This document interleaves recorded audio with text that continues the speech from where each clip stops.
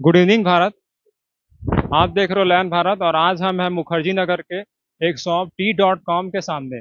और आप जानते हैं कि यहाँ पर यूपीएससी के स्टूडेंट्स काफ़ी रहते हैं और आप जानते हैं कि आगे फ्यूचर में यही हमारे जो एडमिनिस्ट्रेशन है वो संभालते हैं। तो जैसा कि करंट टॉपिक चल रहा है उसमें हम आप बात करेंगे, कुछ स्टूडेंट हमारे साथ मौजूद है तो ये अपनी राय देंगे कि अगर ये प्रशासन में चले जाएंगे एडमिनिस्ट्रेशन में और इस तरह का अगर सिचुएशन इनको संभालना पड़ा तो ये कैसे हैंडल करेंगे। और हम हैं T.com, एक शॉप है उसके सामने। तो आज पूछते हैं एक स्टूडेंट से। तो सर आपका नाम बताइए। प्रणव राज सिंह। को किस एग्जाम की आप तैयारी कर रहे हैं? यूपीएससी। यूपीएससी। और जैसा कि आप जानते हैं कि अभी सुप्रीम कोर्ट ने इलेक्टोरल बॉन्ड को अनकॉन्स्टिट्यूशनल यहाँ पर घोषित कर दिया गया है। तो इस पे आप अपनी राय बताइए कि किस तरह से ये अनकॉन्स्टिट्यूशनल है और अगर ये अभी तक चल रहा था तो इसका मिसयूज हुआ इसलिए इसने किया, या फिर इस पर अपनी राय कुछ बताइए। नहीं, ये असंवैधानिक तो मुझे नहीं पता सुप्रीम कोर्ट ने कहा है कि नहीं, लेकिन इस पे प्रतिबंध लगाया है और एसबीआई वगैरह कुछ बैंकों को निर्देश भी दिया है कि वो इसका डाटा बताएं। ठीक है। मेरे हिसाब से ये बिल्कुल सुप्रीम कोर्ट का स्वागत योग्य कदम है, क्योंकि हाल ही में देखा गया है कि पिछले 2017 से 2021 तक का बात करें तो किसी विशेष पार्टी को अन्य के तुलना में बहुत ही ज्यादा ये इस फंड से पै गया, और चूंकि ये दिखाना भी नहीं पड़ता है। ठीक है। इस पे आपको आपका पता भी नहीं चलता है कौन कितना दिया है, तो ये एक गलत तरीका हो सकता है। तो सुप्रीम कोर्ट का ये निश्चित ही स्वागत योग्य कदम है और निश्चित इसे बंद होना चाहिए ना। और इसमें आप क्या सोचते हैं कि अभी आने वाले इलेक्शंस के पहले ही सुप्रीम कोर्ट ने यह डिसीजन लिया है तो इसका इफेक्ट आने वाले चुनाव में कितना पड़ सकता है? पड़ सकता है, अगर जो किसी पार्टी को देखिए। हालांकि दूसरा पहलू पहलू ये भी है कि जिस पार्टी की तरफ देखा गया है कि इलेक्टोरल बॉन्ड से जिनके पास फंड ज्यादा गया है, उस पार्टी की लोकप्रियता बहुत ही ज्यादा है। बहुत ही ज्यादा है, तो और उनका काम जो है, या हाल ही में जितने भी सर्वे होते हैं तो उनमें ये पता चला है कि वो अच्छा, यानी जनता तक उनकी पहुंच है। तो फायदा नुकसान ये मुझे नहीं पता है, लेकिन देखिए, अगर चुनाव के बाद से पार्टी है, लोग हैं, नेतृत्व है, ये आगे पीछे होते रहेंगे, लेकिन ये बंद होना, ये लोकतंत्र के लिए, अच्छी लोकतंत्र के लिए, जो एक अच्छा लोकतंत्र होता है कि गलत तरीके से पैसे दे के वोट लेना, ये सब चीज नहीं हो, प्रचार तंत्र जो है उसका स्वच्छता बरकरार रहे। ठीक है, भ्रष्टाचार नहीं हो, तो ये स्वागत योग्य कदम है। नुकसान तो मेरे हिसाब से जिस पार्टी, अगर आप पार्टी केंद्रित करके ये ध्यान रख रहे हैं तो उस पार्टी को मेरे हिसाब से कोई नुकसान होगा नहीं, क्योंकि लोकप्रियता वो असीम पे है, अपने चरम पे है उसकी।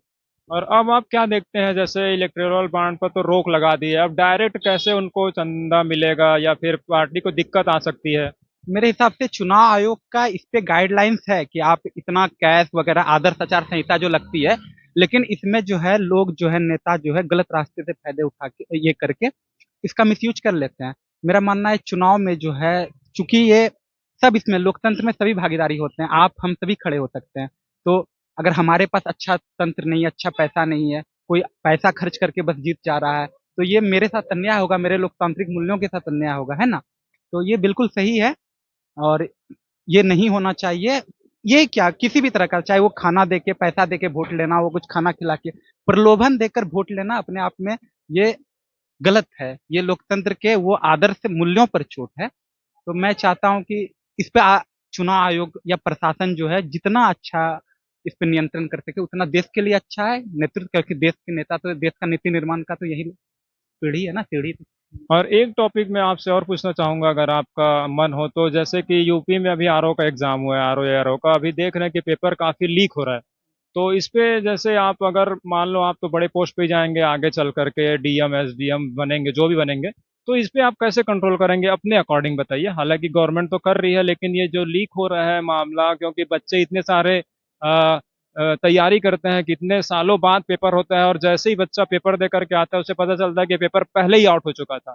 तो फिर ये एक तरफ तो जो गवर्नमेंट है या फिर हमारा जो भी सिस्टम है वो रिजर्वेशन देती है और बच्चों को कहीं ना कहीं इक्वलिटी लाने की कोशिश करती है, लेकिन वही देखते हैं कि जैसे ही एग्जाम देता है तो एग्जाम जो है लीक हो जाता है। तो इस पे आप कैसे कंट्रोल करते हैं अगर आपको ये पावर दे दिया जाए तो? देखिए, मैं इस पे ये बोलूंगा, ये बिल्कुल ही आयोग के ऊपर है। देखिए, आयोग पिछले हाल ही में 2 साल में जो आयोग ने जिस तरह एग्जाम लिया है, सुचितापूर्ण एग्जाम लिया है, तो ये आरओ का एग्जाम का पेपर लीक, जहां तक अभी तक जो साक्ष्य प्रमाण हो रहे हैं, उससे मुझे ऐसा अंदाजा प्रतीत होता है, पता नहीं मैं सही हूँ या गलत हूँ, कि ये क्वेश्चन में कुछ ना कुछ धांधली हुई है।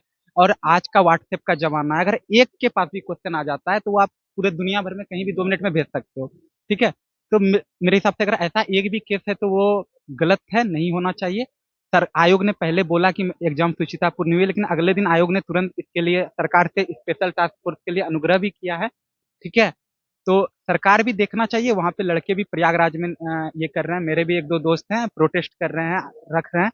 हाँ, मामला का पॉलिटिकल नहीं होना चाहिए, मतलब नेता का उनको सपोर्ट चाहिए, लेकिन वो मामला ऐसा देखा गया है, पिछले बार भी आरओ का एग्जाम हुआ था, मामला जो है राजनीतिकरण हो गया, 4 साल हो गए उस एग्जाम को दोबारा होने में, कोर्ट में चला गया। तो बैठ के आराम से देखिए, आयोग को छात्र का बात देखना चाहिए, और प्रथम दृष्टया तो पेपर दिखता है कि प्रतीत हुआ है कि कहीं ना कहीं हुआ है, कुछ ना कुछ क्योंकि तो बेसलेस इतना कोई आरोप नहीं लगा सकता, उनके पास प्रूफ है।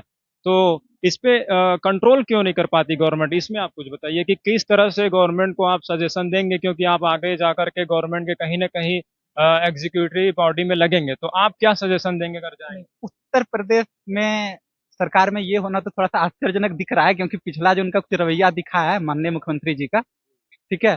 लेकिन अगर ऐसा भी हुआ है तो और ज्यादा कड़ा स्टेप, ऐसे जो दोषी पाए गए हैं उनके लिए, अभी जैसे केंद्र सरकार कानून लाई है ना कि 1 करोड़ रुपया तक का जुर्माना है, 10 साल तक का कैद। जैसे ही ये कानून लाए उसके बाद ही देखा कि आरओ का पेपर लीक हो गया।